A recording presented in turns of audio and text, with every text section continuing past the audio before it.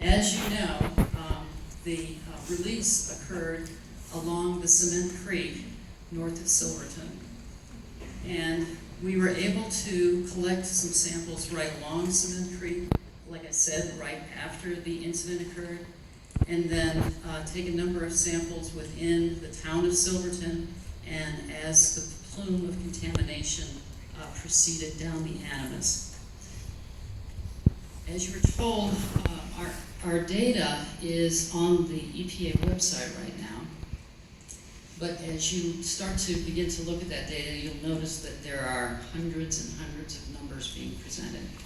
What I'm going to try to do with Dan's help is try to put those numbers in perspective so that you're not only able to appreciate what the numbers mean for these initial sampling points that we've evaluated over the first couple of days, but will also help you evaluate the data as it comes out. That does not mean this is the only time we're going to be here. We're going to be here for the duration, and whenever it's advisable for us to come down and continue this dialogue to help you understand what these data demonstrate, we're going to be here. So as I said, there are a lot of numbers that have been collected, and what we've done, the dots that you saw on the map represent the sampling locations. And we've sampled at a number of locations along the Animas and in Cement Creek, and analyzed them for a number of different kinds of metals. They've been analyzed for about 24 different metals. Not only because of the historical mining that has gone on in this area, but also just because metals are often naturally occurring in water systems and in soils throughout the country, throughout the world. We need to be able to evaluate the metals that we see relative to what we know has occurred, not only historically, but also naturally. So what you'll see in some of the slides I have here are not only the data points that represent our sampling data at a number of locations, but you'll also see some numbers down here at the bottom of the slide.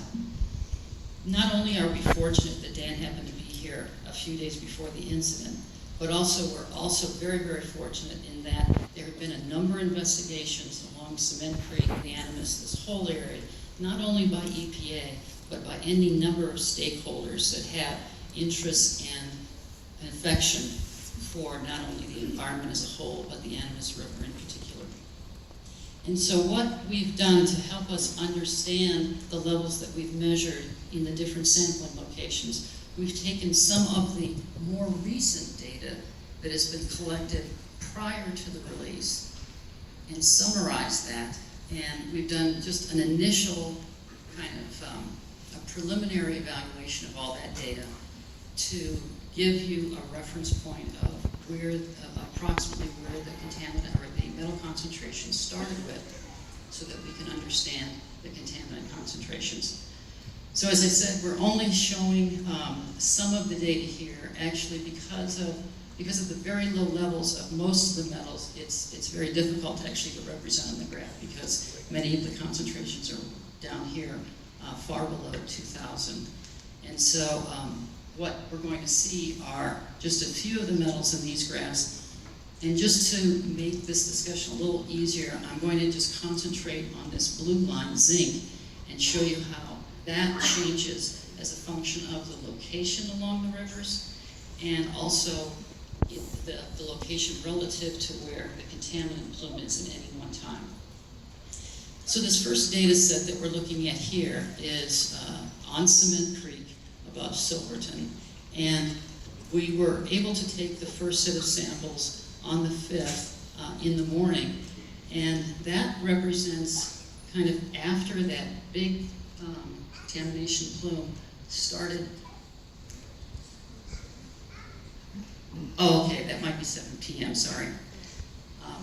But anyway, after the after the concentration, the contaminant plume started moving down Cement Creek, and it was actually passing that sampling location. So what we see here is an initial high concentration that represents the kind of the trailing edge of the plume, and then as the plume leaves, that concentration is going down to lower levels.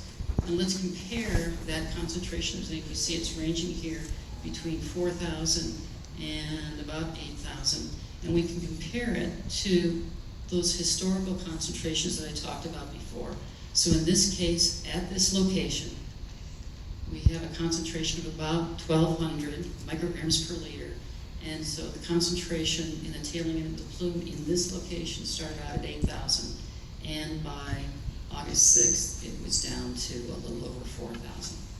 Now let's look at some other examples of other locations. These graphs, and this axis, as you see, is a little different. It only goes up to 900. It doesn't go up as far as the other one did, up into the thousands. But this represents the location along the Animas River above where Cement Creek intersects with the Animas. So what you're seeing here is actually a relatively consistent level of zinc in this case, and here's manganese. And as you can see, the historical level of zinc at this location is only about 580. I shouldn't say only, I'll get to that in a second, but it's 580. And as you can see, during the sampling times between the 5th and the 6th, this was actually lower than the historical concentration.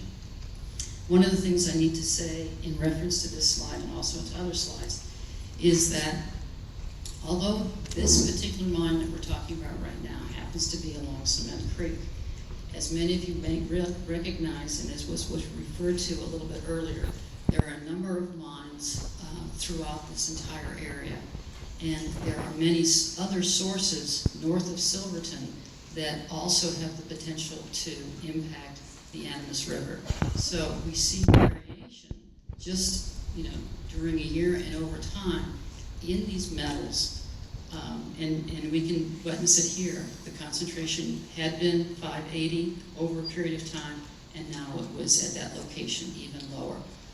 So that actually also makes it difficult to interpret some of our data in as far as when does that concentration get to what we consider to be normal.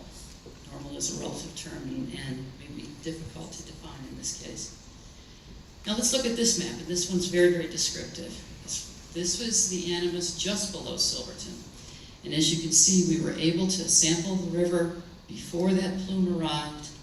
We have about a 6-hour period here of where the plume impacted this sampling location and proceeded down the river to where those concentrations of those same metals started to decrease significantly and start to level out.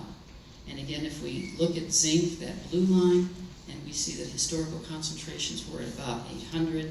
800 is down here where we started, and as you can see, it's where we finished off on August 6th.